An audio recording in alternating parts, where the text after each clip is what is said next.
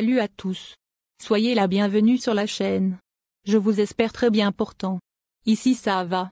Les amis, on va faire le pronostic quintet de ce dimanche. Ce dimanche 24 septembre 2023, les trotteurs seront à l'honneur sur l'hippodrome de Vincennes, qui proposera le quintet plus, le prix d'Ancenis rebaptisé Grand Prix du Portugal. 16 compétiteurs âgés de 7 à 10 ans inclus s'affronteront sur les 2850 mètres de la grande piste, tout à poteau égal. C'est la réunion 1, course 4. Corde à gauche. Départ prévu 15h15. Les amis, mes favoris du quintet de ce dimanche. Ma base solide du quintet. Numéro 7.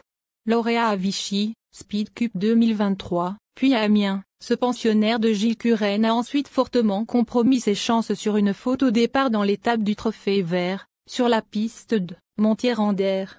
Il sera déféré des 4 pieds et a déjà bien fait dans le temple du trot. Dans ce lot, il s'annonce compétitif, au moins pour les places. Mon coup de cœur. Numéro 16.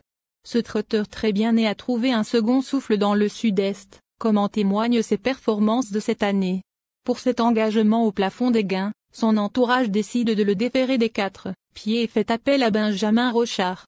Son retour sur la grande piste de Vincennes doit être suivi avec intérêt. Ma dernière minute du quintet.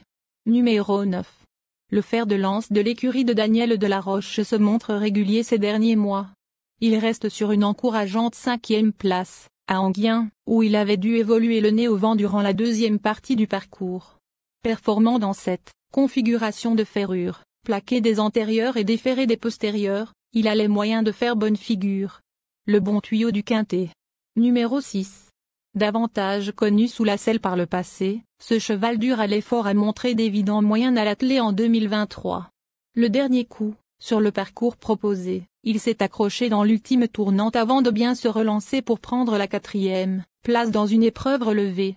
Confié à Éric Raffin, il peut réaliser un numéro. Mais seconde chance du quintet. Nous donnons confiance au numéro 3.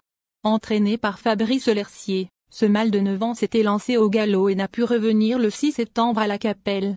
Lors de ses 2 dernières tentatives sur le parcours qui nous intéresse, il a obtenu une victoire et une 3e place. Déféré totalement cette fois-ci, il peut terminer dans la combinaison gagnante du quintet plus, dans un bon jour. Ensuite numéro 13.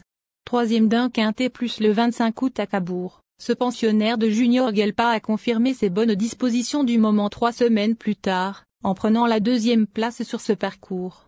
À cette occasion, il n'a été battu que tout à la fin par un bon élément de Julien Dubois. De nouveau plaqué des antérieurs et déféré des postérieurs, il mérite une note de méfiance. Ensuite numéro 7.